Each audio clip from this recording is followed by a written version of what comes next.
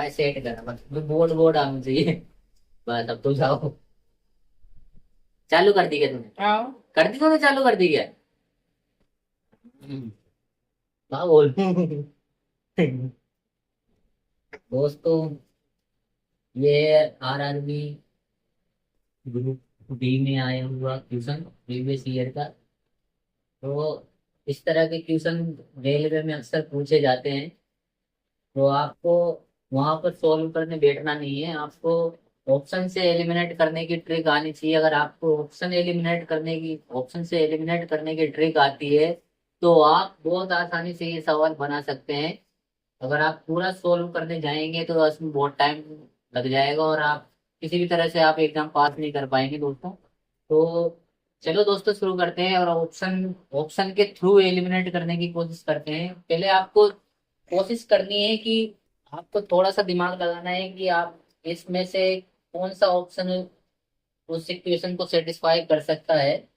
तो मुझे मैं तो फिर आपको बता रहा हूँ तो मुझे पता है, फिर भी आपको कोशिश करना है। जैसे आप चाहे ये रखोगे या फिर ये, तो मैं तो ऑप्शन बी को रखने जा रहा हूँ। तो ऑप्शन बी है,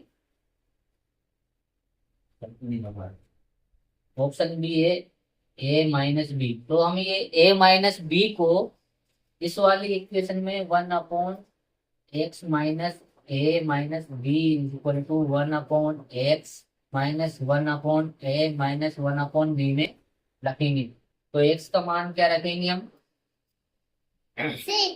x का मान रखेंगे हम A+A, क्योंकि ये x का है और ये B है जो y का मान है, तो हमें a का मान रखना है। ठीक है, तो 1/प्लस का a -A - B is equal to 1/1/A -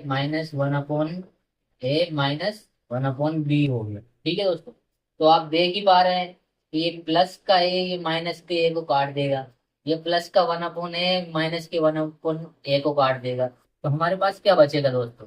1/-B equal to 1/-B।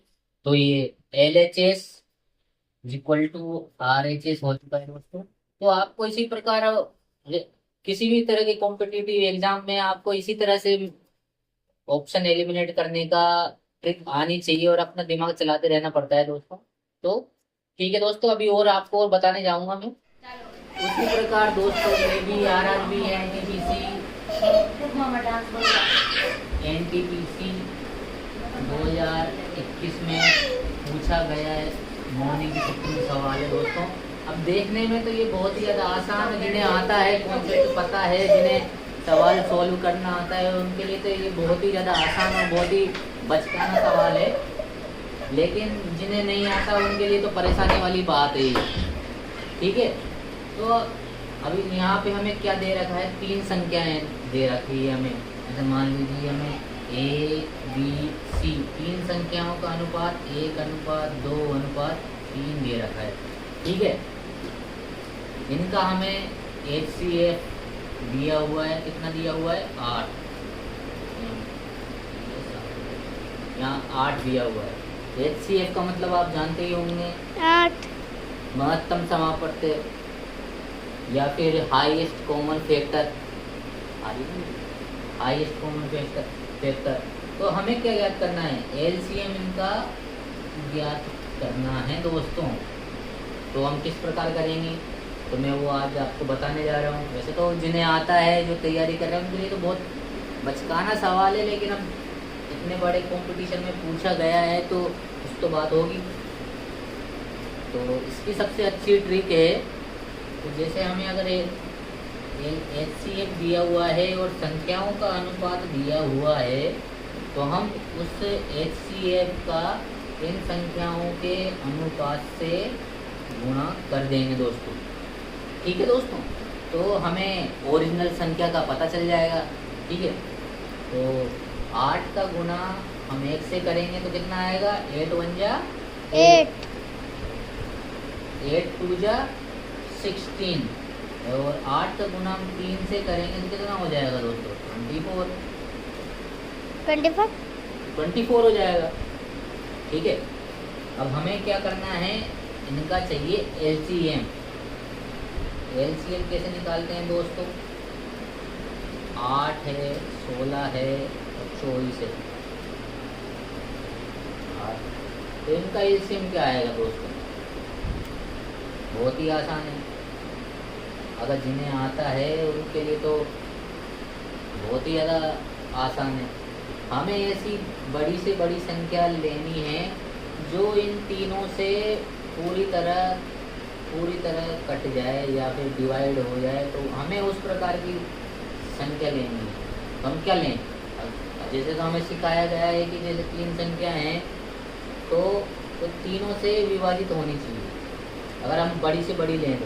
अब 24 है तो 24 अगर हम यहाँ एलसीएम रखते हैं तो 24 से एक बार चले, लेकिन 16 से विभाजित नहीं होती, तो हम 24 नहीं ले सकते, तो हमें और कुछ ज़्यादा सोचना पड़ेगा। ठीक है, तो हम क्या लेंगे?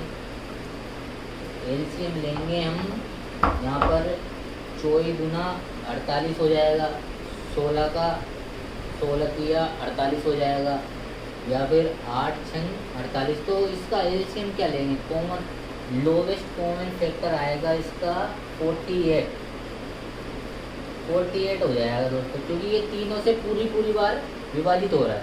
तो 8 से ये 2 बार हो गया, 24 दूना 48, 16 से ये 3 बार हो गया, 16 किया 48, 8 से ये हो गया 6 बार, 8 छंग 48 हो गया दोस्तों।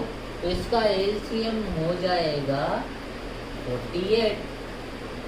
ठीक है दोस्तों, तो ये बहुत ज़्यादा मुश्किल या फिर इस तरह के क्वेश्चन है नहीं है।